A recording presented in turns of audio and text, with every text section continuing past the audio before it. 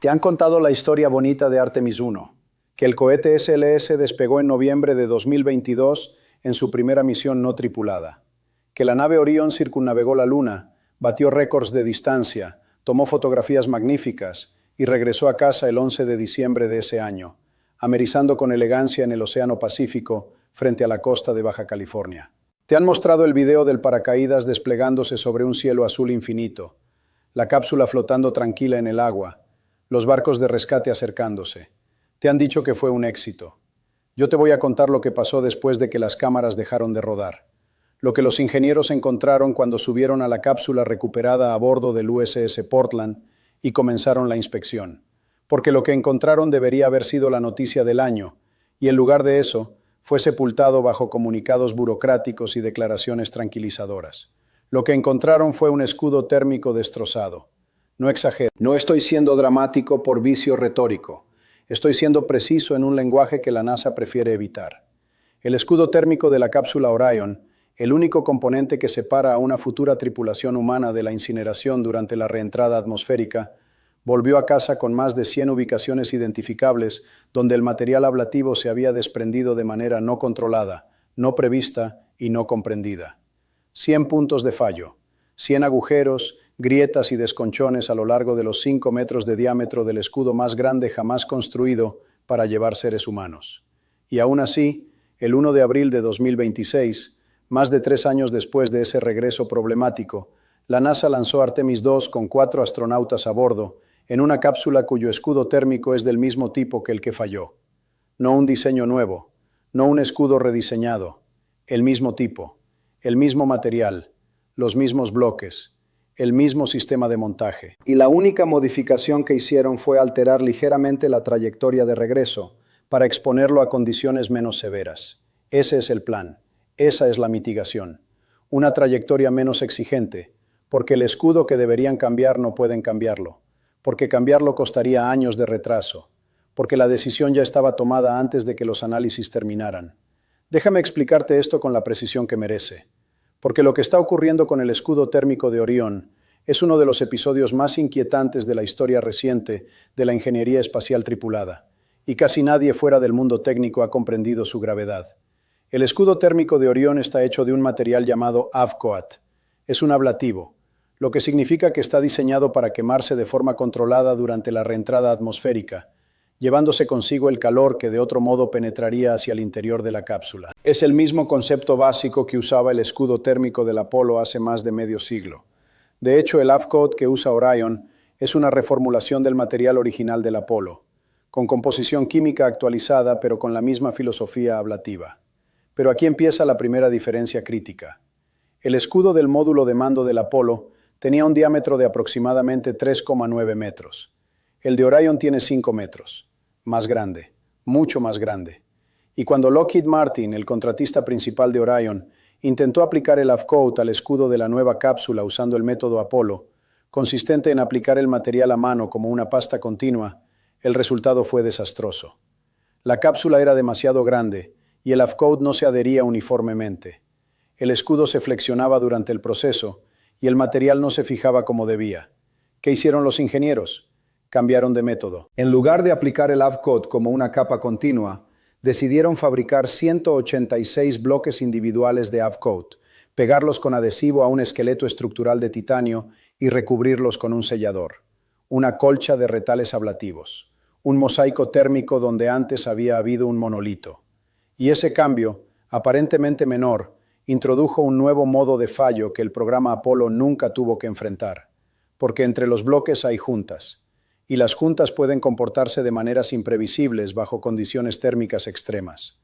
Ahora agárrate porque la historia se vuelve más oscura. Cuando Orión regresó en Artemis 1, los ingenieros la sometieron a una trayectoria de reentrada llamada Skip Guidance.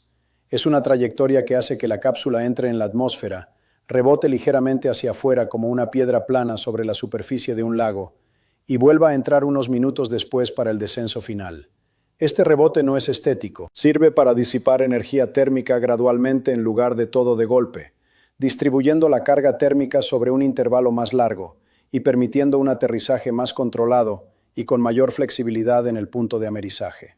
Los Apolo nunca usaron una trayectoria de este tipo. Hicieron reentradas directas. Cuando los inspectores examinaron el escudo térmico recuperado de Artemis I, encontraron algo que los dejó perplejos. En lugar del desgaste uniforme y controlado que el AFCODE debería mostrar, vieron huecos, cavidades, bloques donde el material se había fragmentado y caído en pedazos irregulares. Aproximadamente 200 muestras fueron extraídas del escudo para análisis detallado. Durante meses, los ingenieros no pudieron determinar qué había ocurrido.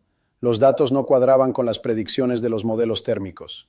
Algo fundamental sobre el comportamiento del material bajo estas condiciones específicas se les había escapado. Después de más de 100 pruebas adicionales en instalaciones especializadas por todo Estados Unidos, incluyendo los túneles de choque de alta velocidad de CVRC en Nueva York, el equipo de investigación llegó a una conclusión que yo quiero que escuches con atención, porque contiene una lección fundamental sobre los límites de la ingeniería predictiva.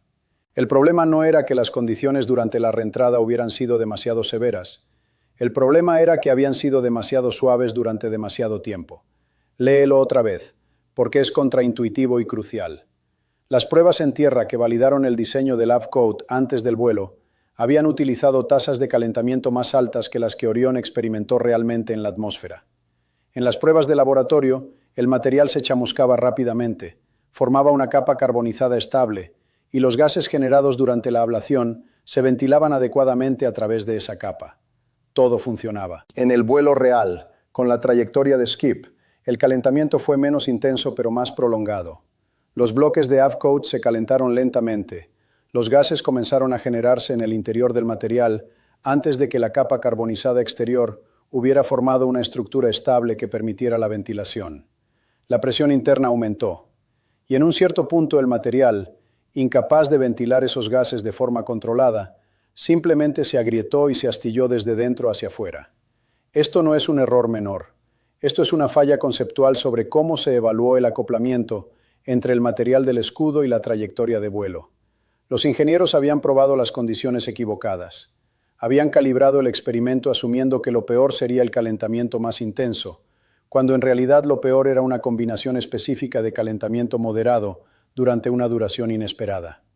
Este tipo de errores de modelado no se corrigen simplemente con más pruebas. Requieren repensar completamente cómo entendemos la física del material. Y ahora viene la parte que yo te pido que proceses con toda la calma que puedas reunir. Porque aquí es donde las decisiones humanas entran a escena y donde el componente de cobardía institucional aparece con más claridad. El informe del Inspector General de la NASA, el OIG, publicado en mayo de 2024, documentó no solo el problema de la pérdida de material del AFCODE, sino otros dos modos de fallo igualmente preocupantes. El segundo modo, erosión de los pernos de separación. 4 pernos gigantescos, embebidos en el escudo térmico, conectan el módulo de tripulación con el módulo de servicio durante las fases del vuelo que preceden a la reentrada. Están diseñados para soportar el calor extremo y mantener su integridad estructural. Los inspectores encontraron que 3 de los 4 pernos en Artemis I se habían fundido más allá de su barrera térmica protectora, y el propio informe advertía textualmente que la fusión de estos pernos durante la reentrada puede exponer el vehículo a la ingestión de gas caliente detrás del escudo térmico, excediendo los límites estructurales de Orion y resultando en la desintegración del vehículo y la pérdida de la tripulación. Desintegración, pérdida de la tripulación. Lenguaje aséptico de ingeniería para describir a 4 seres humanos muriendo incinerados en un momento de fracaso catastrófico. El tercer modo de fallo documentado, el spalling, lascado, que es el término técnico para los desconchones irregulares que ocurren cuando un material se fragmenta bajo tensión térmica. Los spalls dejan huecos en el escudo, y cada hueco es una puerta abierta para que el plasma incandescente penetre hacia las capas estructurales subyacentes. Cada spall es un punto potencial de quemadura pasante, un soplete dirigido directamente al metal que hay detrás. 3 modos de fallo. 3 mecanismos independientes por los cuales el escudo térmico actual de Orion podría matar a la tripulación durante la reentrada. Y todos documentados en un informe oficial del gobierno estadounidense, publicado, firmado, accesible a cualquiera con conexión a Internet. Y sin embargo, la decisión de NASA fue volar Artemis II con ese mismo escudo, sin reemplazarlo, sin rediseñarlo, simplemente modificando la trayectoria de reentrada para reducir el régimen térmico al que será sometido. Si valoras el tipo de análisis que va al fondo de las decisiones institucionales que nadie quiere explicar en voz alta, puedes apoyar directamente usando el botón de supergracias. Aprecio profundamente a quienes deciden respaldar este trabajo de investigación. Si tienes el valor de seguir escuchando, te voy a mostrar por qué esta decisión, que en la superficie parece defendible, esconde un doble estándar brutal sobre cómo la NASA trata a sus propios vehículos frente a cómo trata a los vehículos comerciales que contrata. Imagina por un momento que Dragon, la cápsula de SpaceX que lleva astronautas a la Estación Espacial Internacional, regresara de una misión con su escudo térmico mostrando 100 puntos de daño no previsto, con 3 de 4 pernos estructurales fundidos, con spalling documentado. ¿Qué haría la NASA? Yo te lo digo sin ninguna duda. La NASA exigiría un rediseño completo del escudo térmico. Exigiría un vuelo de prueba sin tripulación para validar la corrección. Exigiría una revisión independiente de los modelos térmicos. Exigiría meses o años de retraso antes de permitir que otro astronauta volara en esa cápsula. Esos son los estándares que la agencia impone a SpaceX. Esos son los estándares que impone a Boeing con Starliner. Estándares rigurosos, necesarios, protectores de la vida humana. Pero esos estándares no se aplican a Orion, no se aplican al hardware del programa insignia de la propia NASA. Porque si se aplicaran, el programa Artemis entero se derrumbaría. Porque un rediseño del escudo térmico de Orión implicaría extraer el escudo ya ensamblado, diseñar uno nuevo, fabricarlo, integrarlo, validarlo y volver a acoplar todo el sistema. Años de retraso, miles de millones de dólares adicionales. Un calendario político atado a las promesas de la administración estadounidense sobre el regreso a la Luna, haciéndose trizas frente a los ojos del mundo. Así que tomaron otra decisión. Dejaron el escudo tal como está y anunciaron de forma casi contradictoria en sus implicaciones que a partir de Artemis 3 utilizarán un escudo térmico completamente rediseñado. Piensa en lo que eso significa.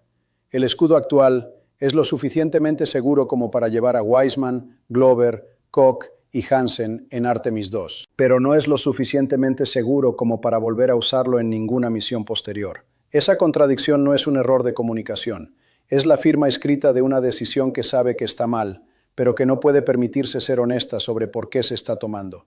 Y hay algo más, algo que revela la fragilidad del argumento oficial. Las herramientas, los modelos computacionales y los métodos analíticos que la NASA utilizó para concluir que el escudo actual es seguro bajo una trayectoria modificada son exactamente los mismos que fallaron en predecir el problema original en primer lugar. Las mismas ecuaciones, los mismos códigos, los mismos análisis.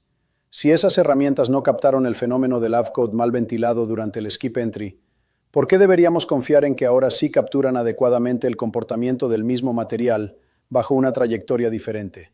La respuesta honesta es que no lo sabemos con certeza. Solo podemos esperar. Y eso, cuando hay 4 vidas humanas en juego, es un estándar que debería ser inaceptable.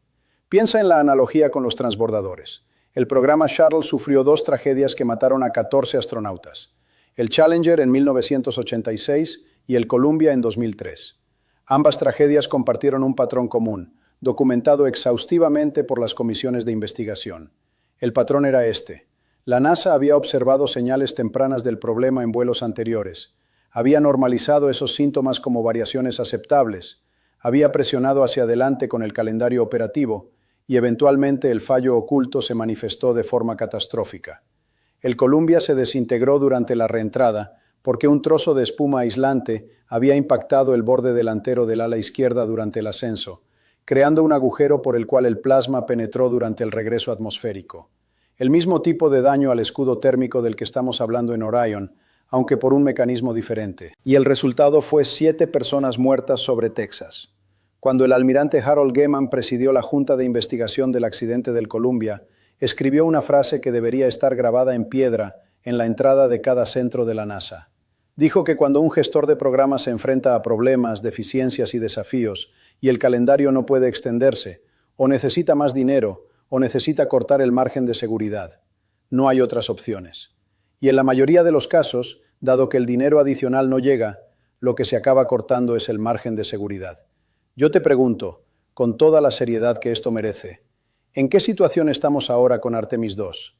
El calendario no se puede extender porque el programa lleva años retrasado y la presión política es insoportable.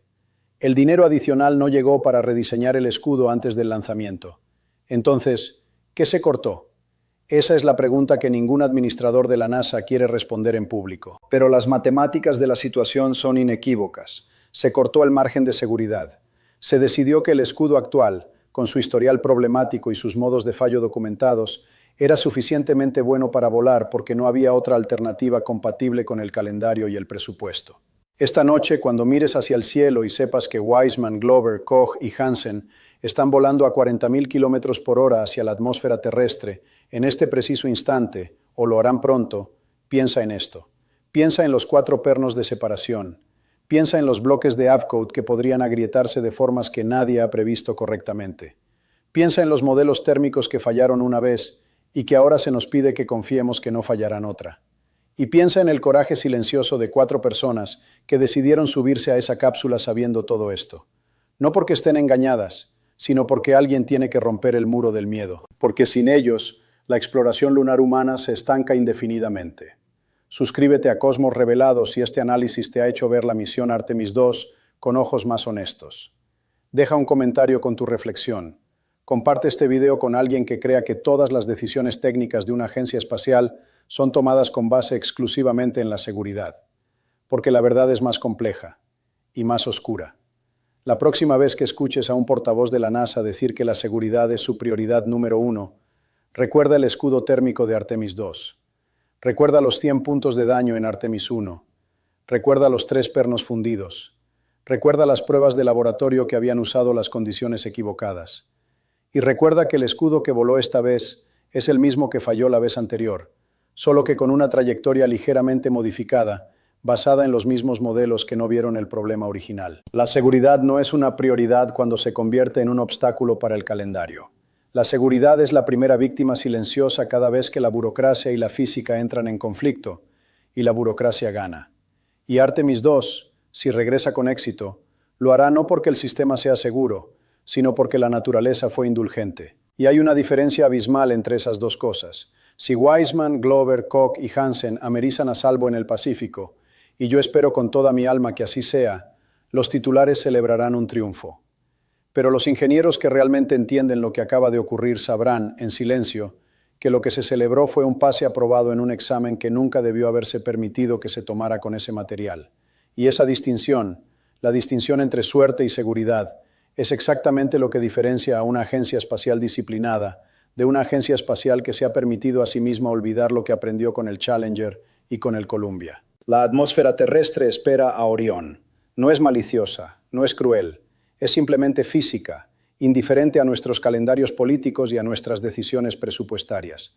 Y esta noche, ese escudo térmico remendado, ese mosaico de bloques de Avcode con juntas imprevisibles, va a tener que enfrentarse a temperaturas de 2.760 grados centígrados y a presiones de plasma que no perdonan errores de modelado.